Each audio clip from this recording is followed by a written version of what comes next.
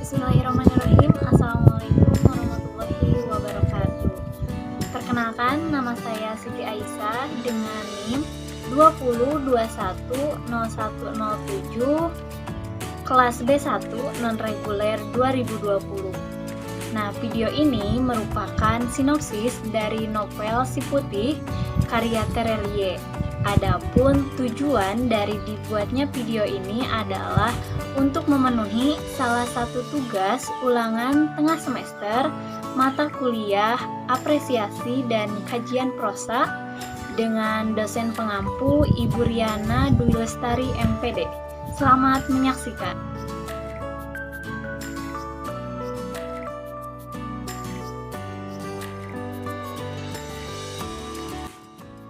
Oke, kita mulai sinopsis novel Si Putih karya Terelie. Awal cerita, novel ini bermula di sebuah klan Polaris. Kota-kota di klan Polaris ini merupakan panggung pertunjukan teknologi terbaik di dunia paralel, lebih tepatnya di kota Eum. Nah, di kota tersebut telah ditemukan berbagai jenis teknologi, baik teknologi komunikasi dan teknologi canggih yang lainnya. Setiap periode tertentu di klan Polaris ini tepatnya setiap 200 tahun sekali terjadi pandemi yang sangat mengerikan, hampir menghabiskan 99% lebih populasi di klan Polaris ini. Pandemi ini dikarenakan adanya sebuah mutasi virus. Klan Polaris ini sudah menjadi bagian awal dari cerita Si Putih ini. Si Putih ini merupakan seekor kucing yang dianggap bukanlah kucing biasa, melainkan kucing yang memiliki kekuatan yang berbeda dengan kucing yang lainnya. Sebenarnya ia adalah hewan kuno yang lahir dari peradaban panjang klan Polaris. Si Putih ini memiliki tubuh yang besar jika dibanding dengan kucing biasanya, matanya kuning berkilat. Si Putih ini memiliki bulu berwarna putih sempurna, tebal serta halus. Telinganya runcing tegak serta postur tubuhnya yang gagah. Ia pun memiliki ekor yang sangat panjang, hampir 2 kali lipat dari tubuhnya.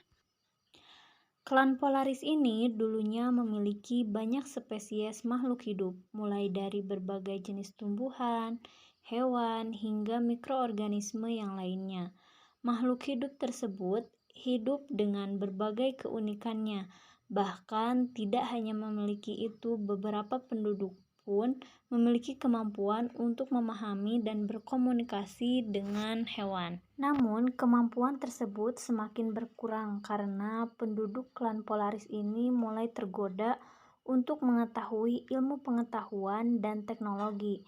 Hanya sebagian kecil penduduknya yang mampu memiliki kode genetik tersebut. Selanjutnya, diceritakan tokoh Enau. Ia merupakan sosok anak yang senang dengan pelajaran sains. Tidak hanya itu, ia juga merupakan sosok anak yang cerdas, penyayang terhadap binatang, serta peduli dengan sesamanya. Ia merupakan salah satu anak dari klan Polaris yang tidak lolos seleksi saat pemeriksaan pada portal khusus untuk ke klan Polaris baru. Hal ini dikarenakan dalam diri NO ditemukan virus pada tubuhnya yang sudah menjadi pandemi saat itu. Hal tersebut menyebabkan dirinya harus terpisah dengan orang tuanya. Setelah ditemukannya virus pada tubuh NO, maka ia harus kembali ke tempat tinggal asalnya, yaitu kota Eum. Ketika NO kembali ke kota Eum, kota tersebut sudah menjadi kota yang luluh lantah. Bahkan apartemen yang ia tinggali dulu bersama orang tuanya menjadi hancur dan berantakan, sehingga tidak tersisa sama sekali akibat pandemi virus tersebut. Setelah itu, NO akhirnya tinggal di sebuah gedung tua yang sangat berantakan. Di gedung tua itulah ia pertama kali bertemu dengan seekor kucing yang bernama Si Putih. Di gedung tua tersebut, NO melihat ada seekor kucing yang terhimpit oleh tumpukan bebatuan. Akhirnya, NO memutuskan untuk menolong kucing tersebut, meski NO pun sebenarnya membutuhkan bantuan karena NO sedang terkena infeksi virus yang mematikan tersebut. Namun, kucing tersebut lebih membutuhkan bantuannya dan nyawanya berada di ujung tanduk. Setelah menyelamatkan kucing tersebut, tubuh NO merasa menggigil dan demam sehingga mengakibatkan ia tergeletak di lantai gedung tua tersebut karena efek dari virus yang menginfeksi tubuhnya. Sang kucing pun membantu NO dengan memberinya makan, menyelimutinya, serta memberikannya air minum.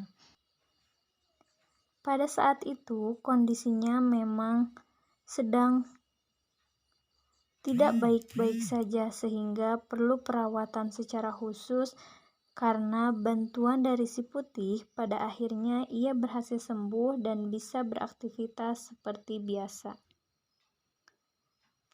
Setelah kondisinya membaik dan memulai beraktivitas kembali, ia memiliki tekad untuk bisa menemui kedua orang tuanya yang terpisah pada saat pemeriksaan di portal. Ia bersama Si Putih mencari berbagai cara untuk bisa menerobos dinding yang kuat tersebut, namun hasilnya nihil. Hingga 5 tahun setelah itu, mereka sama sekali tidak bisa menembus dinding pemisah yang dimaksud. Akhirnya, ia pun menghentikan keinginannya untuk menerobos portal tersebut dan memulai petualangan mempelajari klan Polaris bersama Si Putih dengan mengendarai kapsul canggih yang terparkir rapi yang tidak memiliki pemilik. Petualangan dimulai dengan melewati hutan. Selama ini dia mengira tidak akan ada penduduk. Ternyata ia menemukan sebuah gubuk tua. NO sudah menyadari akan ada rombongan banteng yang menyerang gubuk tua itu. Dengan segera ia menyelamatkan sosok orang tua yang sedang duduk di kursi roda di dalam gubuk tua. Namun, orang tua tersebut menganggap banteng-banteng yang menyerangnya hanya 1-2 banteng, sehingga kakek tua tersebut tidak mempercayai perkataan NO. Ternyata orang tua itu sangat cerewet, sehingga sulit sekali untuk dievakuasi. Kakek tua tersebut bernama Behram atau dipanggil dengan sebutan Pak Tua. Mereka menyelamatkan kakek tua tersebut pada saat terjadi masalah. Setelah rumahnya diserang rombongan banteng, Pak Tua memutuskan untuk ikut bersama NO dan Si Putih karena ia tidak memiliki tempat tinggal lagi. Akhirnya mereka bertiga melanjutkan petualangan dan penjelajahan yang cukup menyenangkan. Namun, petualangan mereka tidak hanya menyenangkan, ada pula petualangan mereka yang cukup menegangkan karena mereka harus bertarung dengan para pengendali hewan. Tidak hanya itu, NO diharuskan menjalankan sebuah misi menyelamatkan temannya yang ditawan oleh penguasa bernama Raja Gunung Timur. Pada saat berpetualang, mereka juga banyak menemukan hal menarik. Salah satunya ialah orang-orang dari suku petani yang tempat tinggalnya sangatlah terpencil. Mereka juga merupakan suku yang anti teknologi karena mereka beranggapan bahwa teknologilah yang menyebabkan klan tidak lagi seimbang. Suku petani tersebut masih menggunakan peralatan tradisional untuk melakukan aktivitasnya. Mereka kemudian melanjutkan perjalanan hingga ke kota Maghrib dan tak sengaja bertemu dengan teman lama NO yang juga selamat dari pandemi virus tersebut. Mereka juga bertemu dengan Bibi Gil yang sedang menyamar menjadi perempuan berusia 40 tahun. Hal ini juga menjadi pengalaman menarik bagi mereka di tengah perjalanannya.